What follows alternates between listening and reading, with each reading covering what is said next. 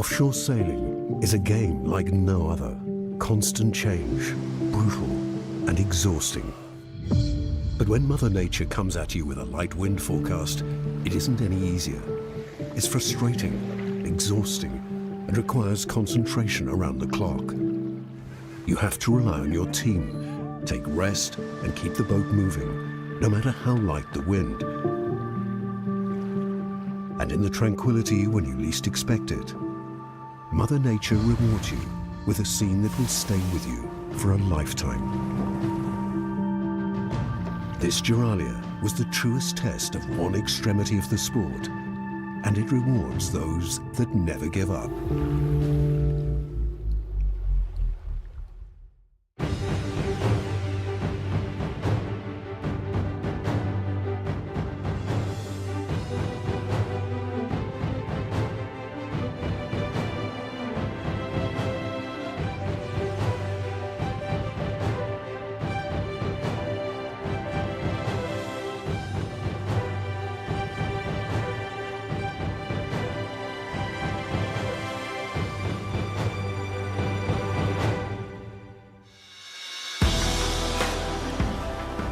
The Rolex Geralia returns to its classic route, 241 nautical miles from the stunning waters of Saint-Tropez, France, around the Geralia Rock off Corsica onto Genoa, Italy. The course will test teams that are pushing the boundaries of design and innovation to classics of the sea. Professionals and Corinthian crews combine to make the 69th edition a truly spectacular adventure. Saint-Tropez is a renowned nautical hub, and 141 teams descend this year on its beautiful waters. With COVID restrictions eased, the Yacht Club Italiano, who is supported by the Société Nautique de Saint-Tropez, are both fully committed to the spirit and appeal of this historic competition.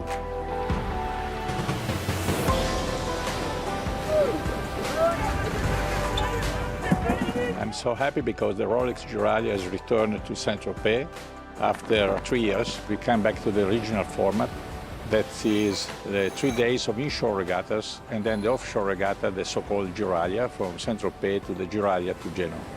There is a great variety of boats, modern and classical, super maxi or smaller boat, but every boat has a chance to win. Ilo 2 is a memorable boat. For the Yacht Club Italiano, it holds a special place in the hearts of those that have sailed her. Young members will sail alongside legends of the sport, an opportunity they will never forget. The story of Ilo is quite strange and fascinating. I mean, the boat was built and drawn by one member of the club in the end of the 80s. I was there in that moment as a young sailor. I was around 15 years old. My first Geralia was on that boat. To be here now after so many years, to be back on that boat in the Geralia, I think also maybe for some member of the club that are no more here, that were in the time, we are trying to close a circle, because I think that we have to transfer what the past generation gave us in terms of respect of this world. He became older, but he still loved the club and the young generation. So when he say the boat is available, I can give as a gift to the club for training the young generation, then create friendship for the life. That is, again, one of the targets an institution like Yacht Club Italiano should have, always, always. We decided to start a refit of the boat because it was in really bad shapes. And so, yeah, all together we came with all the young people. We don't have all the knowledge needed to do all the refit, but we could count on the knowledge of more experienced sailors in the club. Having done this together makes our team stronger. The team gathers for the last time before they go offshore. For some, it's their first Geralia, and managing energy around the clock, even in the light wind, is crucial. Potenzialmente possono essere delle condizioni in cui andiamo forte, quindi dobbiamo cercare di non prendere troppi rischi e essere lucidi. Siete in 12, quindi sono 3 turni da 4 persone, che significa 8 persone sono fuori in coperta, 4 persone sono giù a dormire, che la barca è organizzata per quello. e chiaramente in ogni turno ci deve essere un timoniere, un randista, un trimmer del fiocco, dello spinnaker e un prodiere. Mediamente mi metto sempre un po' fuori. I think it's a positive goal to give back a bit of the luck that I had in my career and give it to younger generation and teach them how to sail professionally eventually. Quanto vicino si può passare a questi attaccati, no? Ok. The goal of this program is not just to win the Giraglia, but it means that the club can get some really young sailor with offshore experience and all the stuff that becoming a sailor needs. If we are able to do this, I think that we can say that we are winning. It's the morning of the race, and the teams are preparing for a light and technical start.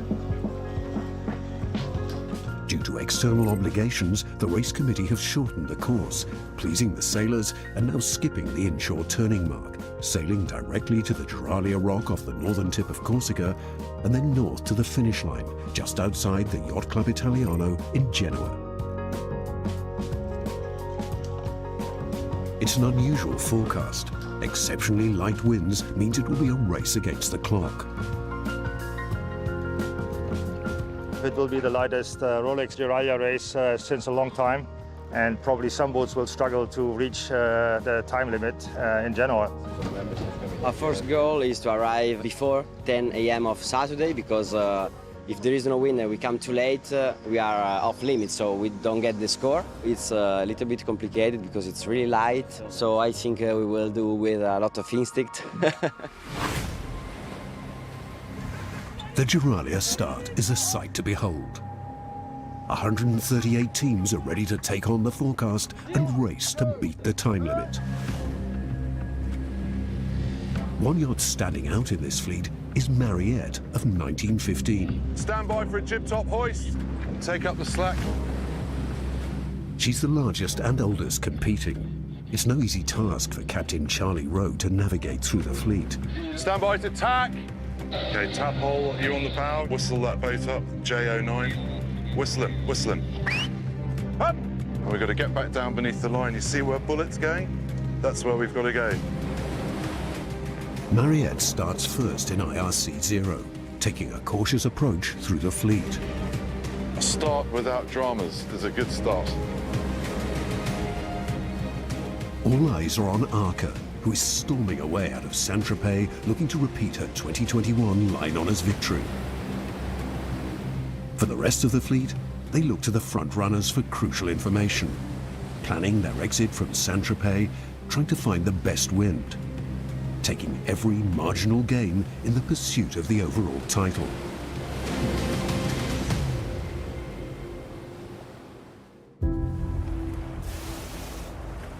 As the fleet settles into their first evening of the race, pods of whales and dolphins join them, a firm reminder that they share these beautiful waters with incredible creatures. A front pack is formed as they race towards the rock. Arca, Tango, Bullet, and Magic Carpet Cubed, all chasing line honours. By sundown, and hours from the rock on the first evening, Magic Carpet Cubed's strategy is paying off as they play the pack in the middle of the fleet. With terrible choices to make between going south, north, or going straight along the rum line. Right now, we're pretty much in the middle and seem to have done pretty well with that. But there's still a long way to go, and the threat can come from either side. Moonlight illuminates the rounding of the Giraglia Rock for the fleet leaders. Arca sail the inside line closer to the rock, stealing the wind from Magic Carpet Cubed, taking a narrow but crucial lead. The line honours title will come down to the home leg. Arca faces a real fight, as behind them is a pack capable of pouncing on any mistake, and the forecast of no wind on the final approach will test the tactics of every team. Further back in the 100-footers is a yacht steeped in history that is taking on the Giraglia for the first time. Mariette of 1915 is a stunning twin-masted schooner built by the legendary Nathaniel Herreshoff in Bristol, Rhode Island. He was recognized as the foremost yacht designer of his day and was frequently called the Wizard of Bristol. Every winning America's Cup yacht from 1893 to 1934 was built by the Herreshoff Yard. And now Mariette is maintained in Falmouth, UK by the Pendennis shipyard and is still actively sailed over 100 years on.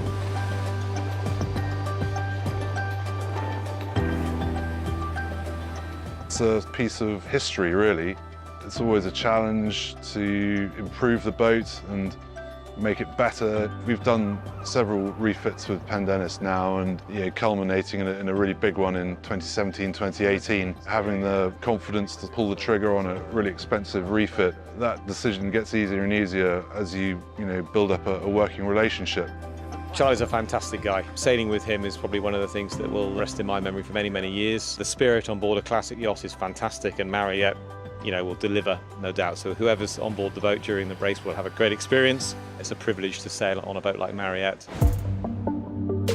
The last refit was massive because every last bit of engineering came out of the boat. All the plumbing, all the electrics replaced. A new deck, about 40 square meters of hull plating, several cabins rebuilt from the ground up. So to cram all of that into a 9-month period, is really sort of quite ambitious. There's a lot of responsibility taking on a refit like that. So key to it for us is making sure you have the right quality of people involved. And we've got over 450 people here, but everybody would be sticking their hand up to work on Mariette due to the history, the prestige of the boat. We've got a long list of friends and ex-crew that we can call upon to come racing with us, and we do employ professional sailors, people like myself who may have worked on Mariette. It's a lot more than just a crew. It's about friendships and family and relationships that have been going on for decades now. You help on the bow, listening. Charlie is great because he started as a nipper on the boat, so he knows what it's like to be a nipper. Was involved in a big refit. I worked my way up, and with my skill as a boat builder, it's an absolute dream come true. Always compare it with an art historian who gets to look after the Mona Lisa. The only difference for us is we take the Mona Lisa out across the Atlantic. It's a great spirit. Everyone needs to know exactly what to do and when. And when it works like clockwork, it's magic.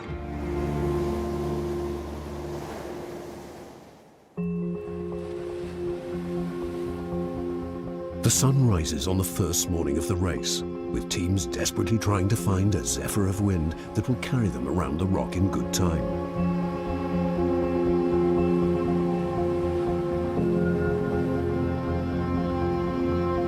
A steady breeze develops, with crews delicately rounding the rock. They make a turn for the northward leg of the race. The current ORC1 leader is a seasoned team called From Now On. They have a lead ahead of their nearest rivals, ELO 2 and Anita. Every second counts. Managing weights, adjusting sails, watching the curse, watching the weather, watching the shifts. It's a constant work. Behind this Argentinian team is a head-to-head race in the same class. ELO 2 and Anita find themselves trying to outwit each other to take the lead out of the Geralia rock. With smooth transitions, ELO 2 take the inside line and sail ahead of Anita, hoping they can claw back time to make the podium. Niente, è super emozionante vedere tutte le decisioni strategiche. Adesso sono più adrenalinico più che emozionato. Poi dopo secondo me mi renderò anche più conto di quello che stiamo facendo. Comunque sì, super bello. Guarda che adrenalina, guarda.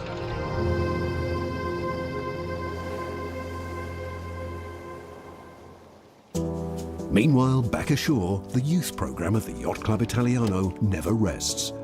And Olympian Anna Barabino is guiding the next generation. Ok, vira, vai. Più forte. Diciamo che quando io ho iniziato non c'era quasi l'allenatore, almeno io non ho avuto un allenatore. Era un po' uno sport autodidatta. Ho sempre lavorato per i giovani ti prende tantissimo tempo. E allora devi quasi diventare, tra virgolette, professionista, perché professionista nel tempo ma non professionista nel guadagno. Senza lo Yacht Club italiano questo non sarebbe possibile. L'hai schiacciata, provi a salire, ma non vai sempre a salire. Anna, secondo me, è bravissima e con tutta la sua esperienza. Con questa bonaccia, Io preferisco che sia severa, mi piace con il modo che fa lei, perché una persona severa vuol dire che ci tiene a te e che ti vuole aiutare molto. È un continuo cercare velocità. La Jiraiya per me è una grandissima regata e essere stata qua ad aiutare e vedere pian piano arrivare loro è stato molto bello. The stunning blue waters off Corsica and the Jiraiya Rock are welcoming teams as they push hard to make the race finish deadline. Despite the incredible scenery, there are jewels under spinnaker across the fleet. And for the team on board Mariette, in their first Jiraiya, they're rewarded with a stunning sunset.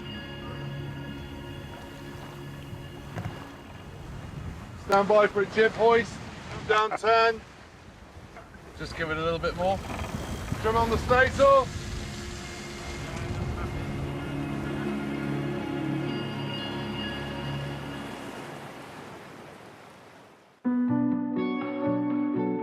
Chasing line honours is Arca.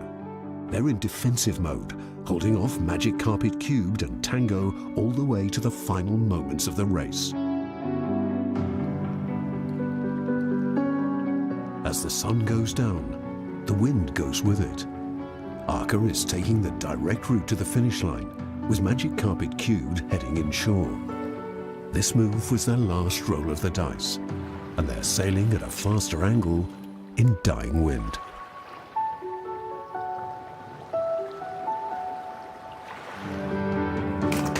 As night falls, the gamble pays off. They overtake Arca to take line honours by nearly 26 minutes. It's so difficult to win this race. Everything has got to just go right for you. And I have been beaten at the last moment several times. It's heartbreaking. So I know what the other boat feels like. While the Magic Carpet Cube team celebrates their third Jiraiya victory, most of the fleet is still at sea. Sailing at night is one of the rewards in offshore sailing, but it comes with its own challenges. Doing well at the moment and just ticking along.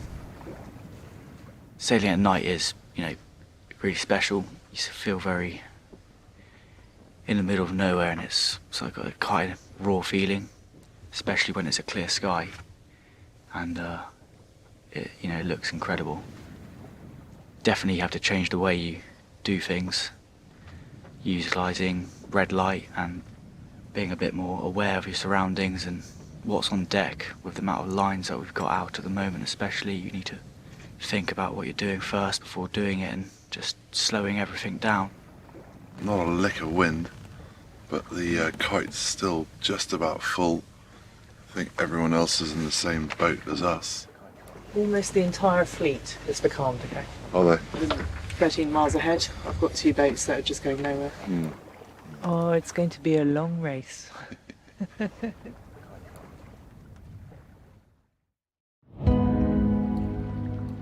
As the sun rises over Genoa on day 2, Lisa R., a Cur 46 from Italy, emerges as the main contender for the overall winner on handicap. As they cross the line, it's almost mathematically impossible for anyone to beat them on corrected time. Winning the Rolex Jiraiya overall uncorrected really is a dream come true. We came with this team very close to winning it last year, so we're really pleased to be able to put it in the bag this year. As more finishers celebrate their completion of this magical race, the Yacht Club Italiano is coming alive as the marina fills with tired sailors and incredible stories. Still at sea is ELO 2, who are in a tight pack in the ORC 1 class. They need to extend on corrected time to have a chance at the podium. Their final run to the finish is a painstaking one, and they've run out of time, taking 4th in class. Ashore, though, they have a huge welcome from the young sailors, hoping one day that they too will race aboard ELO 2. To be back in your hometown club, to see young generation sailors waiting for you is something that creates, of course, happiness, emotion, responsibility, because what we are doing for the young generation. So it's one of the best end of the journey of my life, for sure. With the kids here, what you can ask more?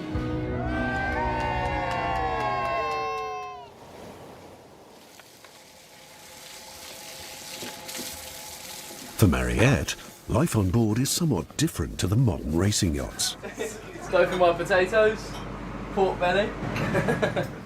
And the sailing team are working tirelessly to reach maximum performance. Tie on the light sheets for the jib top, please. MTS sheets onto the JT. Okay, excellent. Sailing a Guthrie schooner is very physical. 90% of our sails are just hoisted by hand with a team of 8. Well, then we change to the 2 jib tops. So jibs going up. Trim on the JT. Been at least 40 sail changes. Jibs up, jib top down. There's only 1 or 2 sails on the boat that I can carry by myself. It's all about teamwork to get the boat going. The finish line is about starboard bow. Mariette approaches the finish line, and the team have a special way to celebrate their first Juralia. We'll need 16 glasses for champagne, please. All right. Okay. Well done. Great thing about this race is that it really feels like you're sailing in a sort of stadium. These lovely headlands starting in Saint-Tropez, rounding Juralia, which is such a wonderful landmark. So, yeah, all in all, speaking to the crew, everyone's had a great time. With time now up, competitors gather to celebrate the class victories, line honours winner, and the most coveted trophy, the overall winner on handicap. The Rolex Juralia draws to a close, with 107 boats managing to finish within the time limit. A beautifully testing race where perseverance and fortitude shone through. Insomma, l'atmosfera della Juralia è stata bellissima anche in quei momenti difficili. It's another kind of experience. You have to be more patient and more persistent. It's quite magical at night to feel the boat moving with 1, 2, 3 knots of wind. Great to participate in such a fabulous event. It was a beautiful location in France, beautiful location here. Just seeing so many boats surrounding you was fascinating. It was great spirit overall. Next on Spirit of Yachting, the TP52 World Championship from Cascais, Portugal, where the Atlantic coast provides big winds and swell for a thrilling showdown.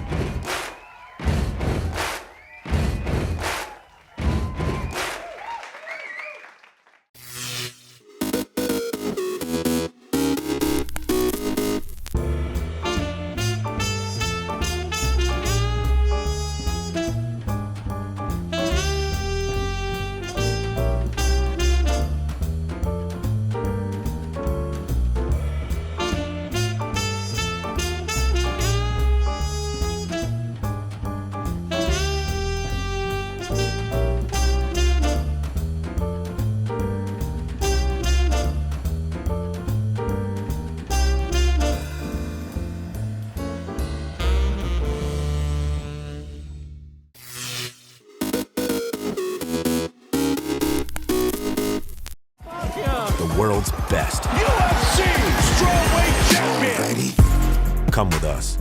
We're just getting started. It's going to be so much fun, I promise you.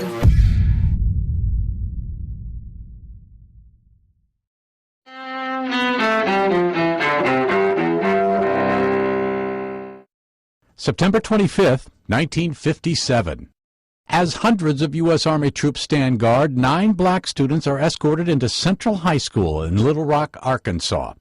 That happens 2 days after unruly white crowds forced the children to withdraw from trying to enter the all-white school.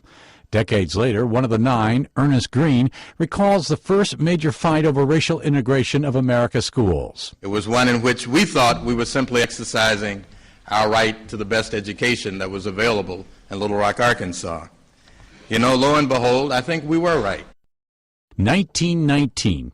President Woodrow Wilson collapses after a speech in Pueblo, Colorado, urging support for the Treaty of Versailles. The treaty officially ends World War I and sets up the League of Nations, a forerunner of the United Nations. Wilson soon suffers a massive stroke that leaves him partially paralyzed. The U.S. Senate fails to ratify the treaty. 1897. William Faulkner, considered one of the great American novelists whose works include The Sound and The Fury, is born in New Albany, Mississippi. 1931. Barbara Walters, the TV newswoman and talk show host, is born in Boston. Her career milestones range from The Today Show and 2020 to The View. You win some and you lose some, and I guess the only difference now is that I'm very happy when I get there, and I don't want to sound like the world's mellowest person, but if I don't, it doesn't kill me anymore. And 1944. The point is, ladies and gentlemen, that greed, for lack of a better word, is good. Michael Douglas, movie actor and producer, is born in New Brunswick, New Jersey. Among his on-screen roles, Wall Street, Fatal Attraction, Basic Instinct, and The American President. Today in History, September 25th. Tim McGuire, The Associated Press.